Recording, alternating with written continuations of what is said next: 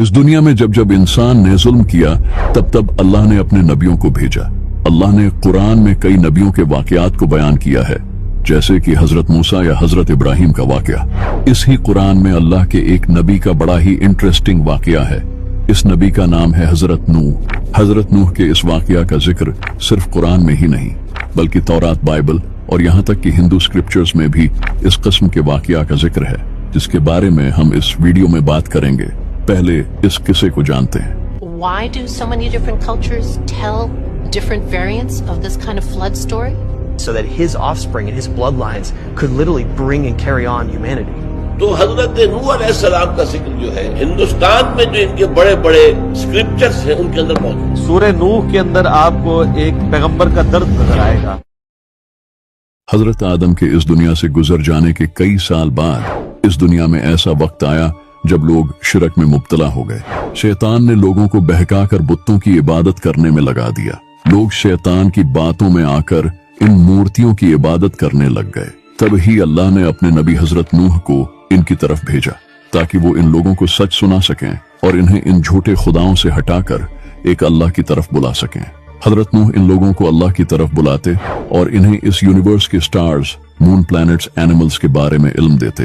हजरत नूह लोगों को बताते थे कि अल्लाह एक है, उसी ने इस दुनिया को बनाया है और शैतान ने तुम्हें बहकाकर बुतों की पूजा करने में लगा दिया है। लेकिन वो लोग इतने गुमराह हो चुके थे कि हजरत नूह की इन बातों का उन पर कुछ असर नहीं होता था।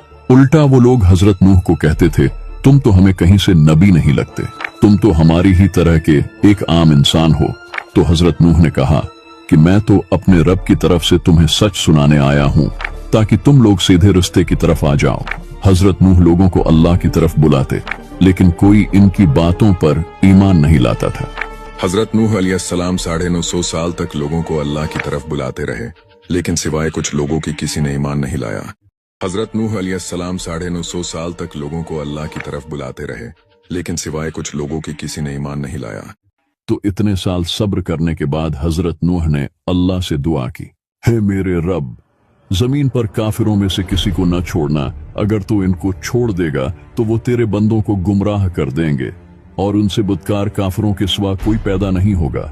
तो अल्लाह ने हजरत नूह की दुआ को कबूल किया और इन्हें हुक्म दिया कि एक किश्ती तैयार करो और हर जानवर में से एक जोड़ा अपने साथ रखो, बहुत जल्द मैं इन लोगों को खत्म कर दूंगा। हजरत नूह ने अल्लाह के इस हुक्म के बाद किश्ती बनाना शुरू कर दी। वो लोग जब हजरत नूह को देखते तो उनका मजाक उड़ाते। तो हजरत नूह उनको कहते कि बहुत जल्द तुम्हें पता चल जाएगा कि किस पर अजाब आता है। आखिर एक दिन वो वक्त आ गया जब आसमान से तेज बारिश होना शुरू हो गई। तो हजरत नूह ने किश्ती में 80 लोगों को सवार किया जो अल्लाह पर ईमान लाए थे और जानवरों की हर स्पीसीज में से एक एक जोड़ा अपने साथ रख लिया। तभी हजरत नूह की बीवी और उनके बेटे ने किश्ती पर सवार होने से मना कर दिया।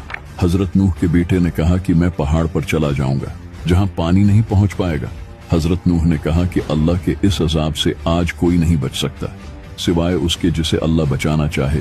तभी इन दोनों के दरमियान एक लहर आई और हजरत नूह के बेटे को बहाकर अपने साथ ले गई। फिर इस दुनिया की हिस्ट्री का सबसे बड़ा फ्लड आया और हर उस इंसान को अपने साथ ले गया जिसने अल्लाह का कहा नहीं माना। कुछ दिनों बाद जब पानी अब्जॉर्ब हुआ तो हजरत नूह बचे हुए लोगों और जानवरों के साथ जमीन पर रहने लगे। हजरत नूह के इस वाकया का जिक्र सिर्फ कुरान में ही नहीं बल्कि कई रिलीजियस बुक जैसा कि तौरात और बाइबल में भी आता है। The old testament book of genesis में इस वाकये को लिखा गया है। इसी तरह तौरात में भी हजरत नूह के इस वाकया का जिक्र है। तौरात और बाइबल में इस वाकया का जिक्र होना खास बात नहीं है क्योंकि ये दोनों किताबें तो अल्लाह की तरफ से नाजिल हुई थी।